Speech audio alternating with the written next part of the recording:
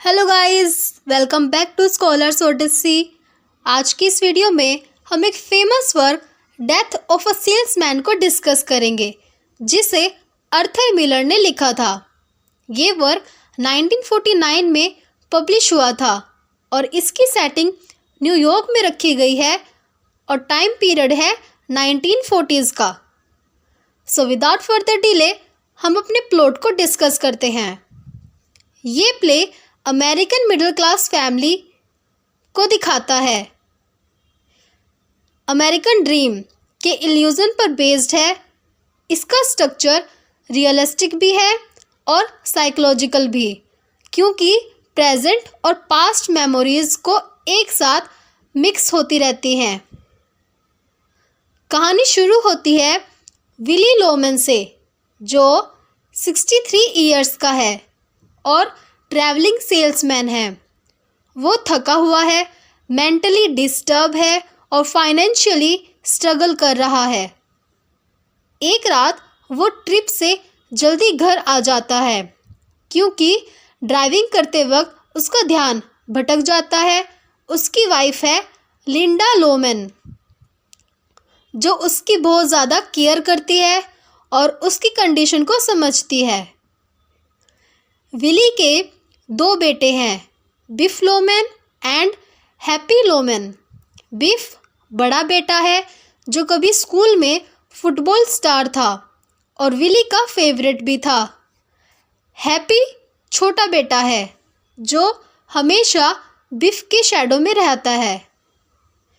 शुरू से ही हमें पता चलता है कि विली अपनी लाइफ से सेटिस्फाइड नहीं है।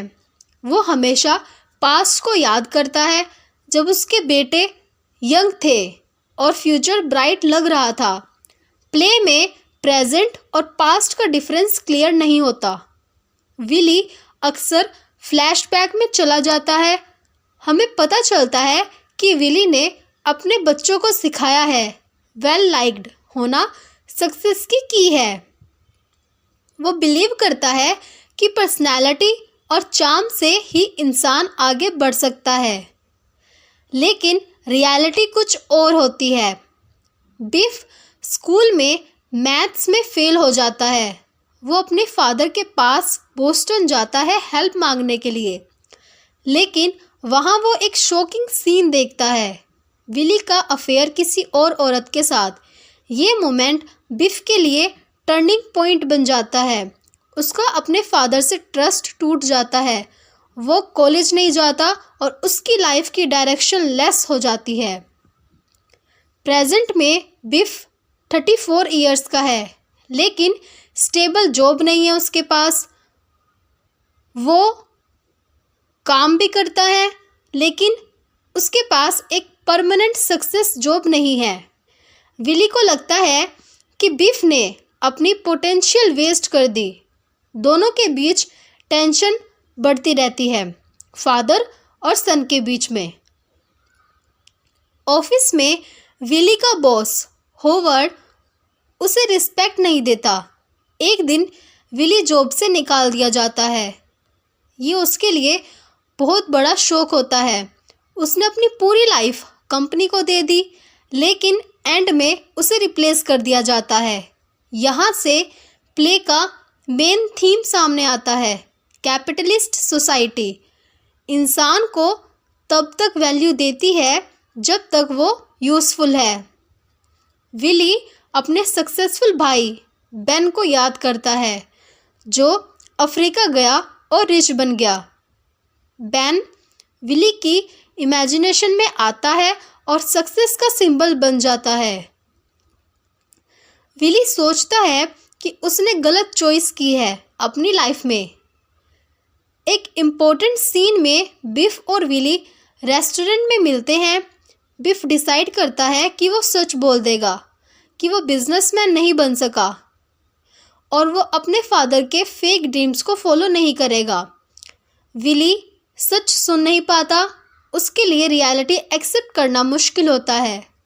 बिफ फाइनली इमोशनल होकर कहता है कि वो अपने फादर से प्यार करता है, लेकिन वो झूठी एक्सपेक्टेशन के साथ नहीं जी सकता। इधर लिंडा रिवील करती है कि विली सुसाइड अटेम्प्ट कर चुका है। वो सीक्रेटली कार क्रैश या गैस पाइप से अपनी लाइफ ख़त्म करने की कोशिश कर रहा है। लिंडा अपने बेटों से कहती है कि वो अपने फादर को समझें और सपोर्ट करें।